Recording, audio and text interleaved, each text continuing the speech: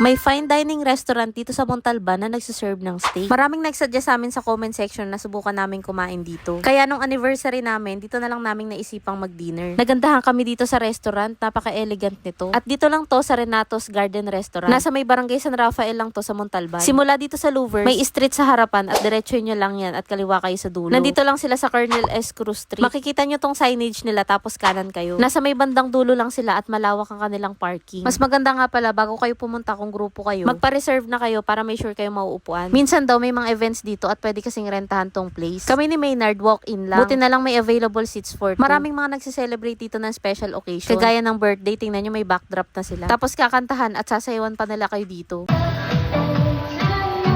Ito yung alfresco dining nila. Ang ganda dito, ang daming halaman at puno. Kaya pala Renatos Garden Restaurant to. Ang relaxing ang tumambay at kumain dito sa labas. Ito naman ang kanilang menu. I-check nyo na yung mga presyo para bago kayo pumunta dito, alam nyo na yung budget nyo. Ito yung mga in-order namin, yung ribeye steak, lasagna at banana fruit shake. Tapos guys, meron din sila ditong kape. Sa steak nila, pwede kayo mamili kung anong prepared yung danis. Itong sa amin, medium rare. Sa side, meron itong mashed potato, gravy, tsaka beans. Maayos ang pagkakaluto sa steak, hindi chewy. Manipis lang din kasi to. Sakto lang ang lasa ng mashed potato at malasa yung gravy. Pinartner nga pala namin yan sa lasagna. Masarap tong lasagna nila. Beefy at cheesy yung lasa nito. Masarap nga tong kainin ng mainit-init pa. Super na-enjoy nga namin tong lasagna at may kasama pa yung toasted bread. Yung fruit shake nagustuhan ko, tama lang yung tamis. At fresh na prutas ang gamit nila. After namin kumain, dito naman kami lumipat sa labas. Dito nga namin napiling magkape. Ang presko rin kasi dito sa labas at ang sarap magkwentuhan. Sa lasa ng kape nila, hindi mapait, balanse yung lasa ng kape at gatas. Ice latte nga pala tong in-order namin, pang-partner dito sa cake. Sa mga balak nga po palang pumunta dito, yung store hours nila simula 11 AM hanggang 10 PM. At ito ang bill reveal. Remind ko lang kayo na meron silang 8% na service charge. Sulit pa rin yung bayad kasi maasikaso yung staff. At napakaganda ng place. Tingnan nyo naman yung CR nila, may mga halaman din. Kaya guys, kung naghahanap kayo kung saan magde-date o kaya magse-celebrate ng special occasion, try nyo na rin dito sa Renatos Garden Restaurant.